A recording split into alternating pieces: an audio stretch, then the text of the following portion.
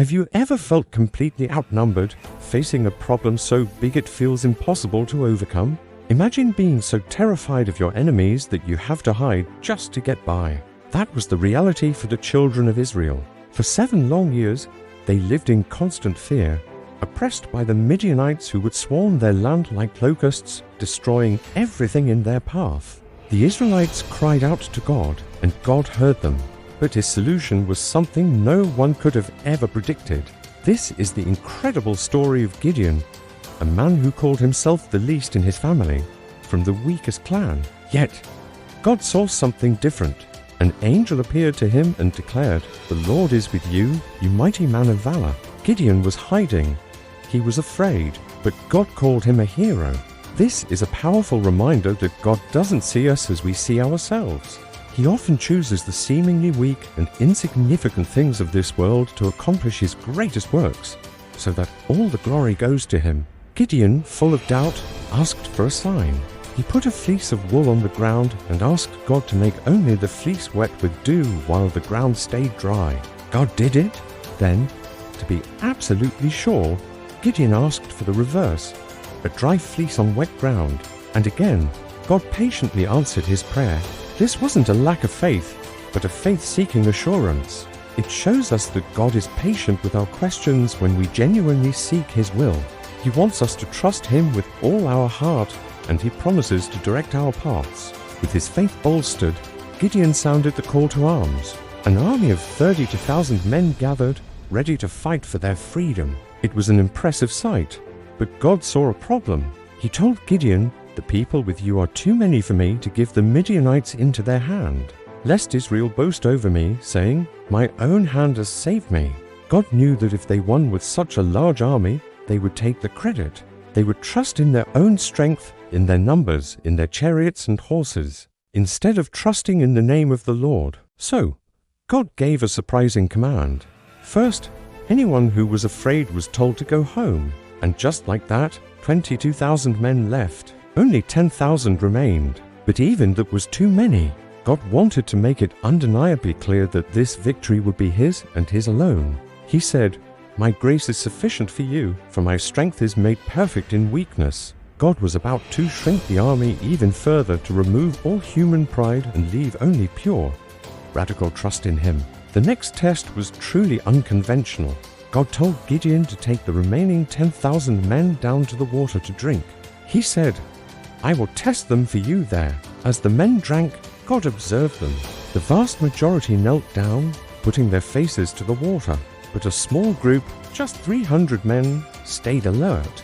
They cupped the water in their hands and lapped it like a dog, their eyes still scanning the horizon, ready for anything. And God said to Gideon, "By the 300 men who lapped, I will save you and give the Midianites into your hand."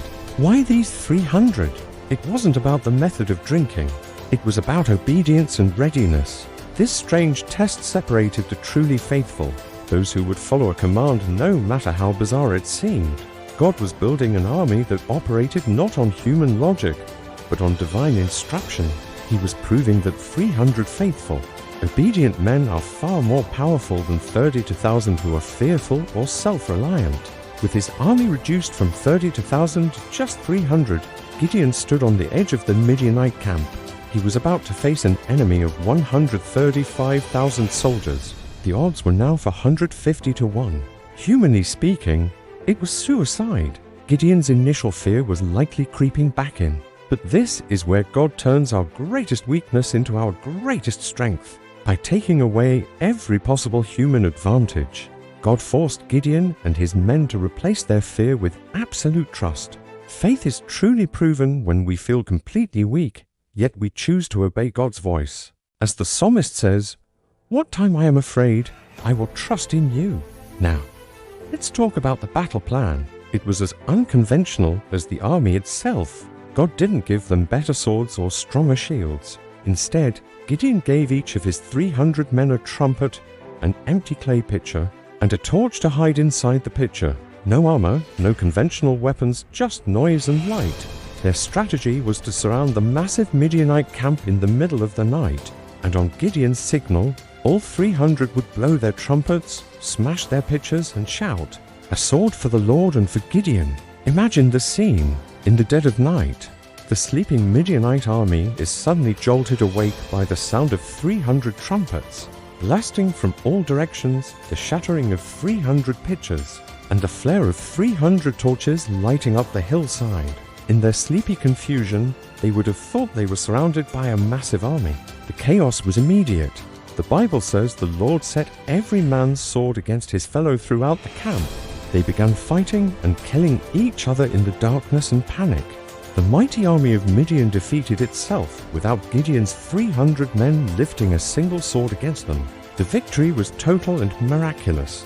135,000 Midianite soldiers were defeated by 300 men armed with trumpets and torches. This was a humanly impossible feat, designed to display God's power in the most spectacular way. It proves that when we trust God, numbers do not matter. Our impossible situations become the stage for His greatest miracles. So, what can we learn from this incredible story today? First, trust God in your impossible situations. Whether you feel outnumbered at work, in your family, or in your personal struggles. Remember Gideon.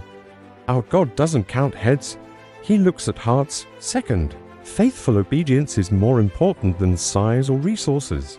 God can use a small, faithful group or even just one faithful person to accomplish mighty things. Be part of that faithful remnant. Third, God glorifies Himself through our weakness. We don't have to pretend to be strong or have it all together. In fact, it's often when we admit our weakness that God's power can truly work through us. Humility must come before victory.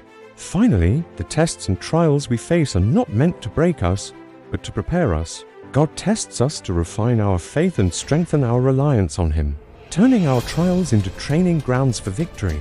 The story of Gideon isn't just an ancient war story.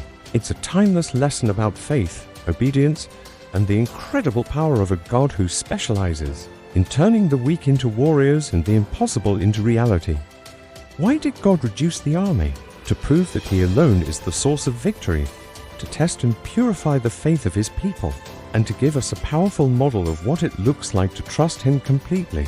Just like with Gideon, God is looking for people today who will trust His plan, even when it makes no sense, and allow Him to win the victory through them. Thanks for watching.